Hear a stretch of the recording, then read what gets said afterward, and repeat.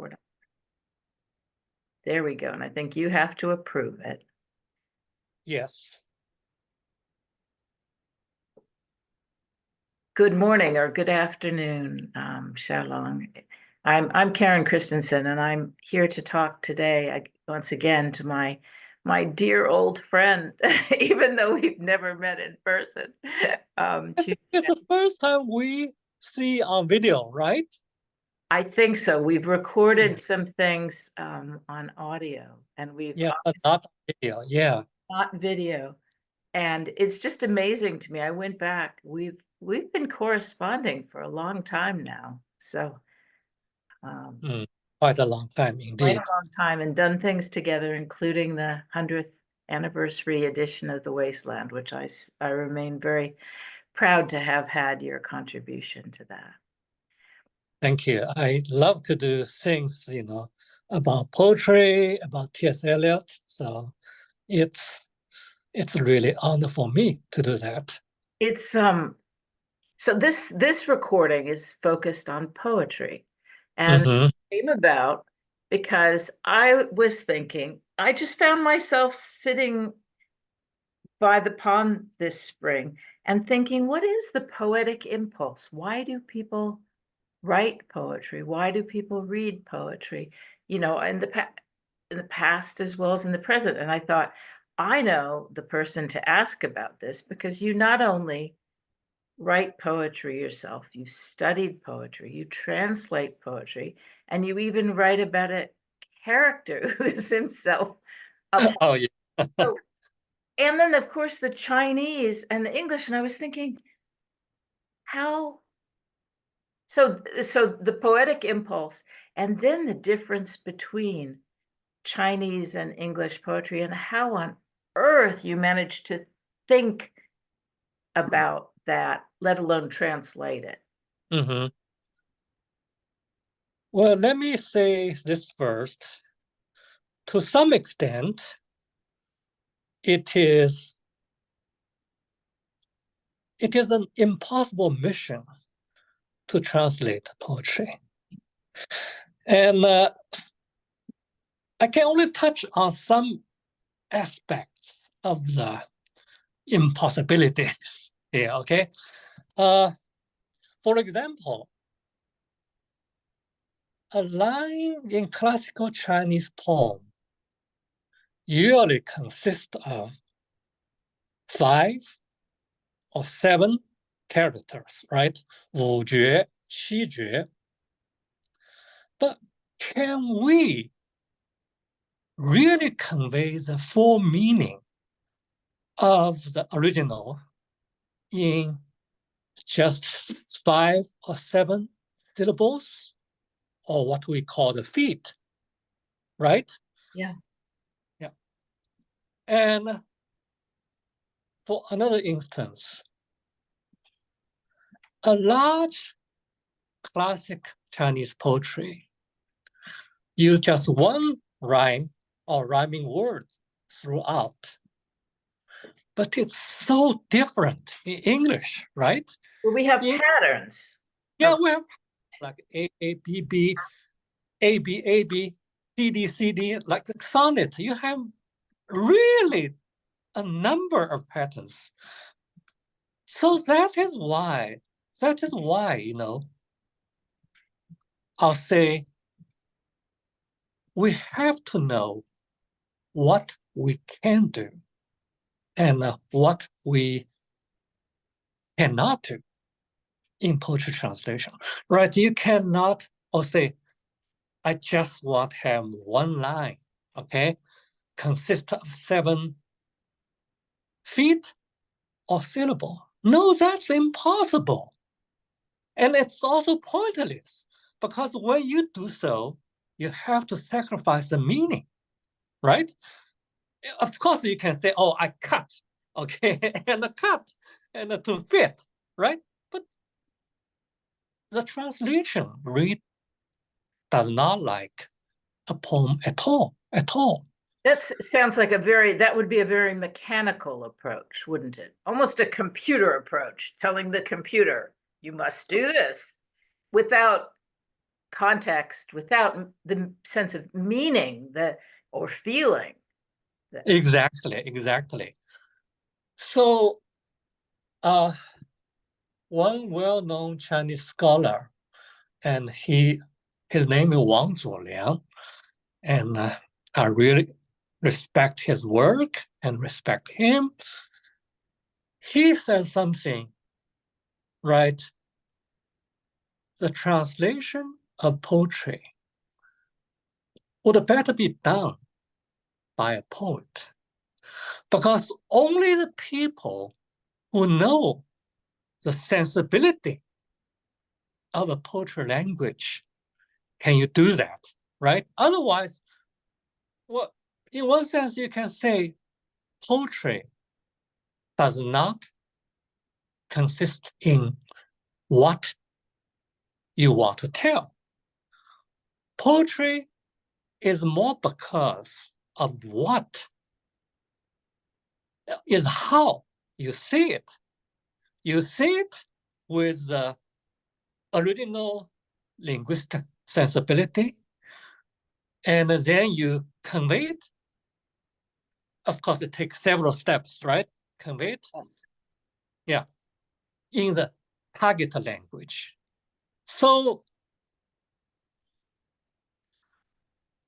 even more ideally, I would say, it's better to be done by a bilingual poet and a translator, because he can understand what really matters in the translation. But what's the problem with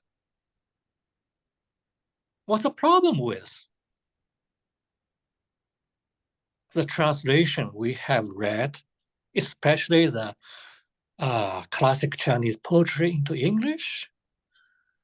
They are not done by scholars or poets, okay, who can understand the subtlety of both linguistic sensibilities. Oh, it's a very specialized thing, I would think, to translate either way. But when did you begin? When did you first write a poem, and when did you first think of translating a poem? Of course, you can guess, right? Yes. Yes. On my first attempt, yeah. But I think I started translating T.S. Eliot in the 80s. Now it's more than 40 years, right? Yeah. More than 40 years. At least 30 more years. Okay, 30 more years. Right. I also have translated W.B. Yeats, several collections as well. And I also done a collection of poetry, Western poetry, called Imagist Poem. Yeah, so I've done a lot of things. And some poem, separate poems. So not too long ago, some people select some of my translation from English into Chinese into an anthology. So but it's sometimes it's fun. With your understanding of poetry change over the time, right? So now you reread it and you want to redo it. Yeah. But for the translation of classic Chinese poetry into English, also done a lot of. I also done a lot. Yeah. Maybe even more. It's kind of ironical, okay? Because with the government slogan to let the Chinese literature go abroad, right? 让中国文学走出去. Yes. There several universities, Chinese university, wants me to be, I think one wants me to be a title professor for the course about how to translate. Yeah, Chinese poetry into English, and I'm still giving a lecture series for the Wuhan University. It's also about how to translate. Oh, how interesting. And I am also talking, with a publisher about a collection of my Chinese poetry translation into English, us to publish the selection in the United States. So I've done something about the series, okay? And I also done a lot of practice myself. Yes, and I so many times in reading your detective novels, Inspector Chen will just say, I feel a poem. And just grab a piece of paper and a pen. And it's wonderful. It's you and I have corresponded about the fact that there are other poets, at least one other well-known poet who's a detective, famous P.D. James, famous detective, but there's no poetry. There's no poetry in the novels, no. Right. And I think there's one poem in all Dorothy Sayers novels, not that they were a poet, but there is a poem that's written, so she has dared to do that. But you do it all the time because it obviously wells up out of you and out of your character, who has the same impulse, and sometimes very controversial, but he's admired, obviously. But do you write those in English? Are you writing them at first in English or in Chinese? No, you mean my own poems? Well, or your own poems and Inspector Chen's poems. Both. But nowadays, I do mainly in English first. English first. If I have some problems, if I don't think this really express my point, or not poetic enough, or again, my word, it does not contain enough of poetic sensibility in the poem. And then I can also do it in Chinese. The good thing about translation is like it kind of open you to the other possibilities. But it's like, because as I mentioned earlier, once you have the knowledge about the poetry translation, we can then try to approach the job, okay, in a more creative way. Poetry, to some extent, you have to be like, recreation. Otherwise, you may be loyal to the meaning, but the meaning in poetry is not that important, right? And you can be loyal to the versification, 7 character or 1 rhyming word, but that's not important. What makes poetry, to say it simply, is what makes it read like a poem in the target language. We all know, like, classical Chinese poems read so beautifully, right? Yes. You can feel the musicality, and you can feel the rhythm. Even in English, I tend to, if I look at a classical Chinese poem, a short one, for example, they're very, with their books of, I have a book by my bed, and or you quote lots of, in your books, you'll quote a short poem, a famous poem. And Yes. they tend, in English, in the novels, and they're quite beautiful in English. I mean, are they more beautiful in Chinese?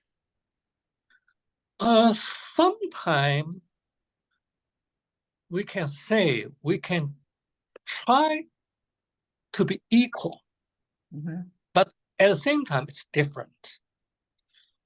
Because in translation, you have to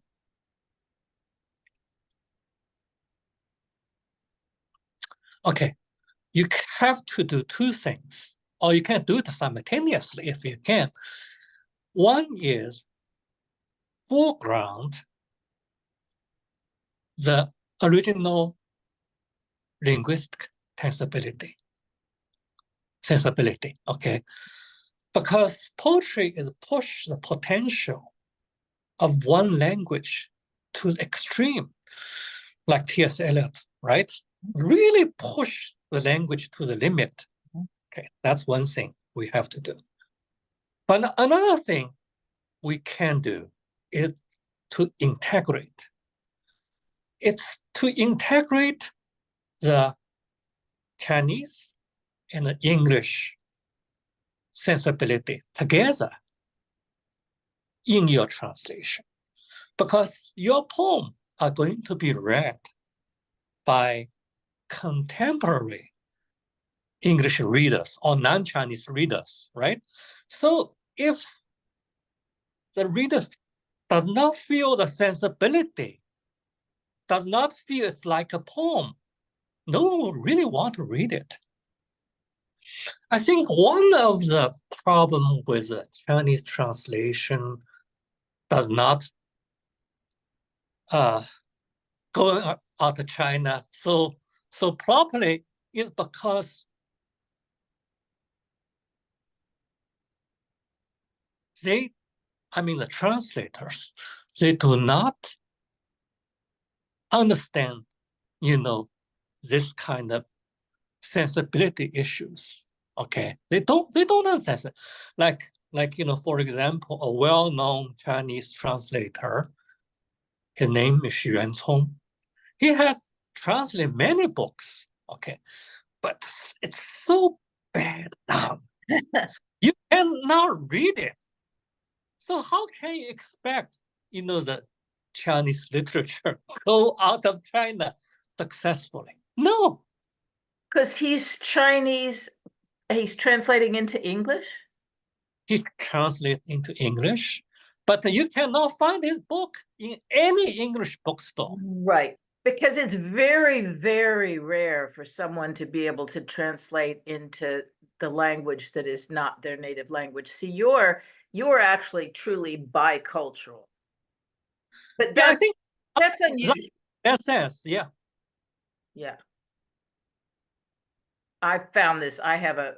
Poetry is much more difficult, but I've dealt with a lot of publishers and authors who think that they can have someone Chinese translate into English. And the English, even if their English is competent in terms of China, it's not at all idiomatic. It's not, it doesn't work. It would be highly unusual, where, you're a different case because you obviously publish widely in English as well as other languages, and you've lived for many years in the United States as well. So that's why I wanted to talk to you, because I'm trying to, obviously I've only read Chinese poems in translation, and then I get so much poetry in a sense of a world in which poems seem to rise from the ground or something. They're in the ether to be captured. And that it so intrigues me that, where that happens and what the feeling is and what they do that's different from any other form of writing or art. Yeah, again, I have to use the word poetic sensibility. You cannot grasp poetic sensibility like an object, right? No, it's something. I think I have to repeat what make poetry read like poetry, what make poetry appreciated as poetry. Now, that's something said easily, more easily than done, right? Than done.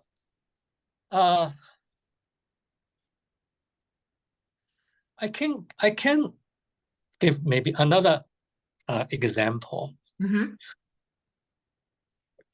Now, in T.S. Eliot Cats, right? Yes. It's a free verse. Yes. It's free verse, but you do have the musicality. Yes. Yeah. Right? Definitely. You do have Definitely. musicality. So that is why it's so successful. Yes. As a musical, right? As a musical. Yes. But this kind of inner musicality make things different. Or you can say inner rhythm, or you can say it's like I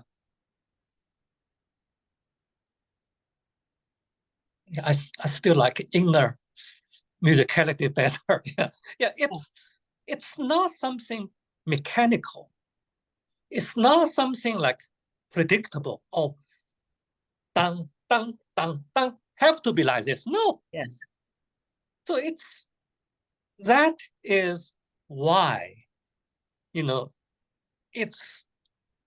we can do something in translation. If you not do this way, you can do that way, right? So in some way, one way or another, you can retain or present, the rhythm of the in translation. But they are different rhythm, of course, but they have that inner. It's not something like a mechanical, oh, I just have a 7 feet, right? No, it's not. That you can mark off on a piece, on the paper. I saw the word cadence used in describing traditional Chinese poetry, which I hadn't seen that word used.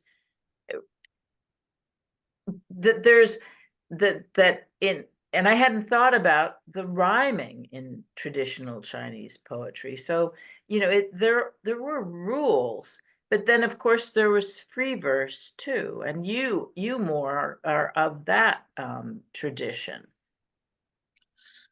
Yeah, because I realize it's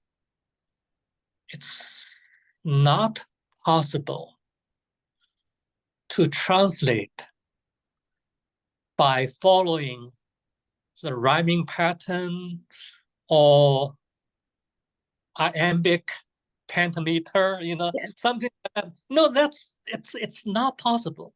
So that's why I choose a free verse. Yes, it's, I would have thought more flexible, especially when you're going back and forth. Yeah. And also, I think, in free verse, we can try to at least present the meaning or the subtlety or the sensibility of poetry in a more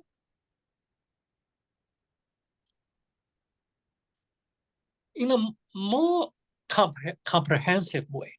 Okay, you don't have to delete this word in the original just because it's a character two more, right?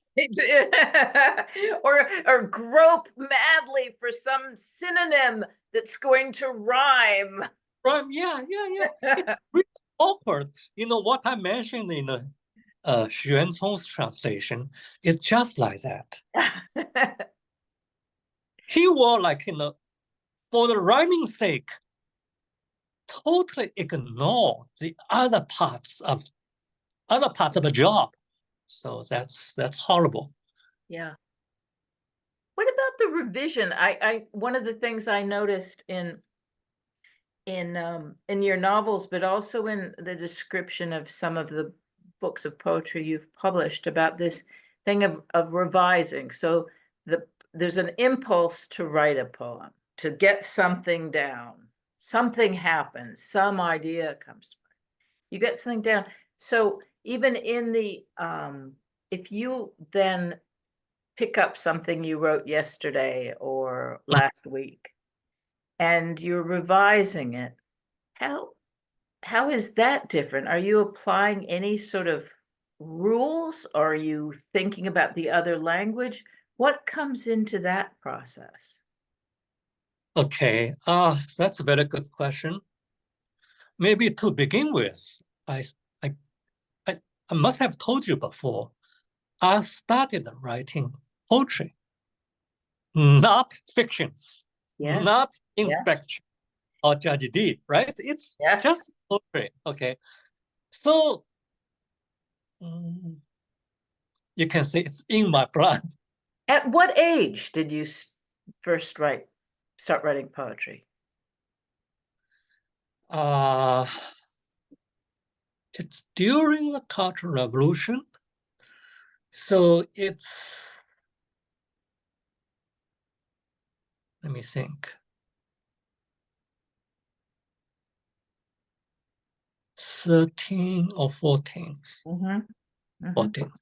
Yeah, 13, 14. And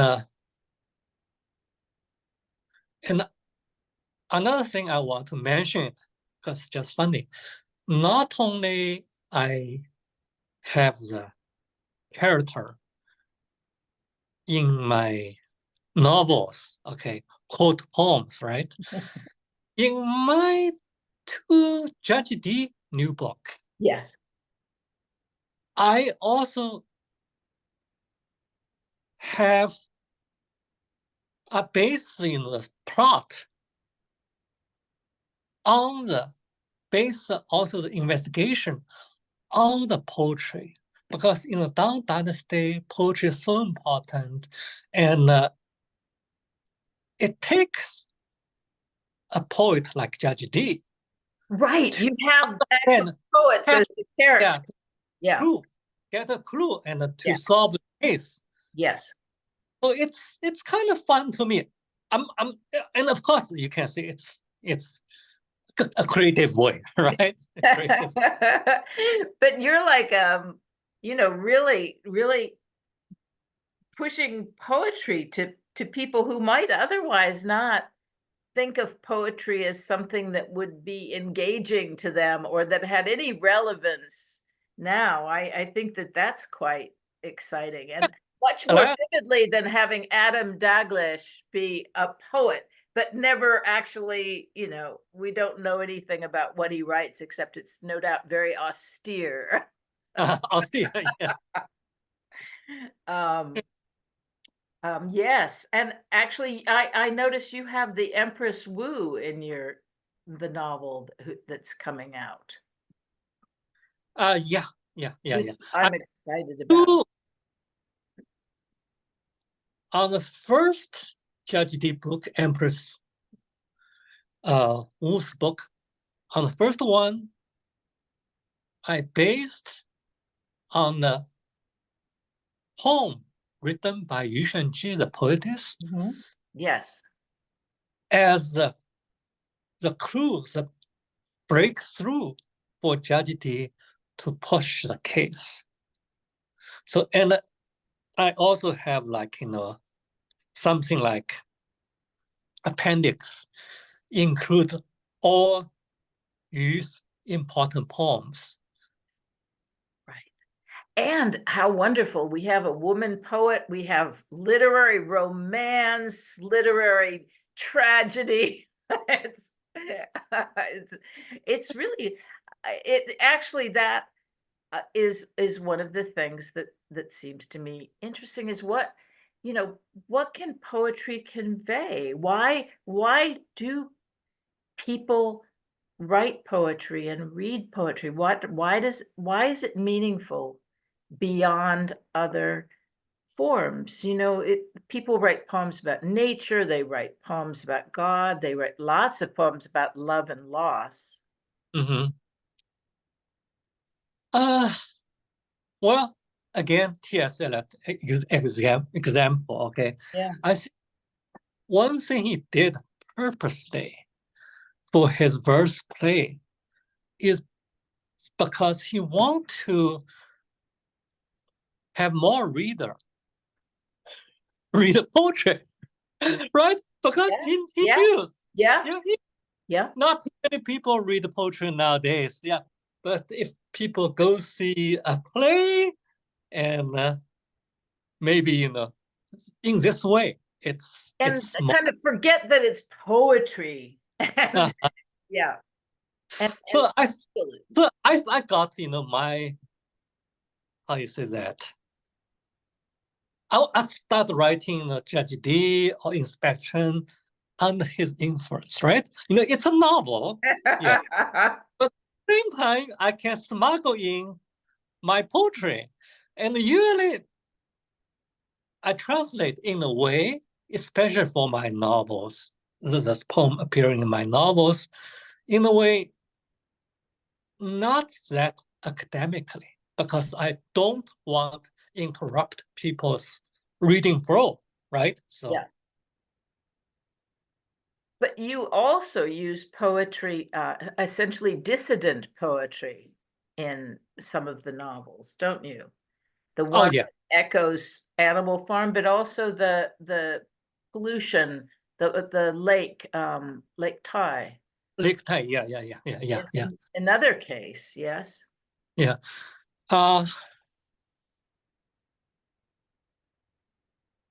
Poetry sometimes just throw out of you without your real understanding.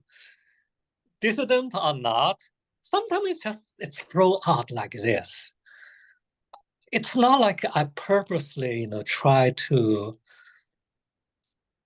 focus on one theme, right? No, it's just thrown out. Yeah, but it's also, you can say, like in China today, everything is politics. Yeah. You have to, get involved in one way or another. So I certainly will write more poems myself. Yeah. In that direction, yes. Yeah. Well, what we'll do, I know you have a number of books of poetry, including one in which I believe you've published Inspector Chan's poetry as a book. Yes. So I'll put the links to those in, and I found that we have email. You've sent me some poems too from your translation, so I can have some examples. I really would like to encourage people to read some of the Chinese poems, and to think about. It's actually really interesting to think about how one might translate, the difficulty of translating, say, some of T.S. Eliot into any other language. That seems a remarkably interesting thing to take on. So well, thank you very much. It's really, it's so good to talk to you. I'm so excited about the new book. You've got the Judge D as a whole a whole new endeavor, which takes us back to early China. But again, you're finding lots of contemporary connections, aren't you? Oh, yes. Do you want me just to read one poem? Sure, go ahead, please. Yeah, you mentioned that. Okay, hold on. I take the book.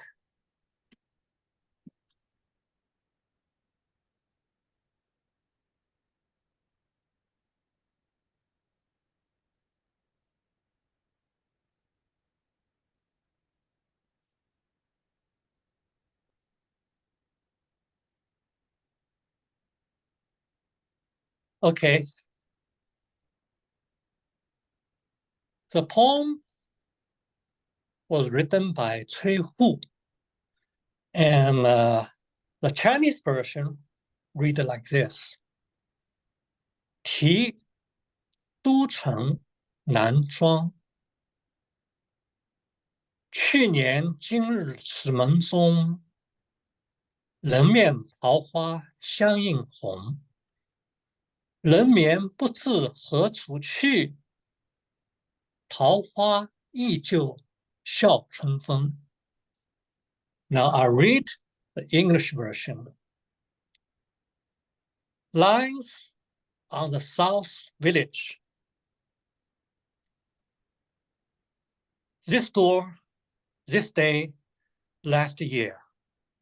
You blushed the blushing face of peach blossom reflecting yours. This door, this day, this year, where are you? The peach blossom still giggling at the spring breeze. Yeah. Well, at least some of the professors in China saying this one is not better than the original. But very moving. And if it conveys, I take it that it's conveying it. There's feeling there. You said it has to be poetic. Yeah, poetic, yeah. And it certainly seems that to me. Thank you so much. I must get the text of that so I can include that with. Yeah, I can send a text. When I upload this, I'll do that soon. And maybe we'll talk again soon. Maybe when your new book comes out. Okay, sure. Great. Take care. Thank you. Thank you, Xiaolong. You too. Thank you. Yeah.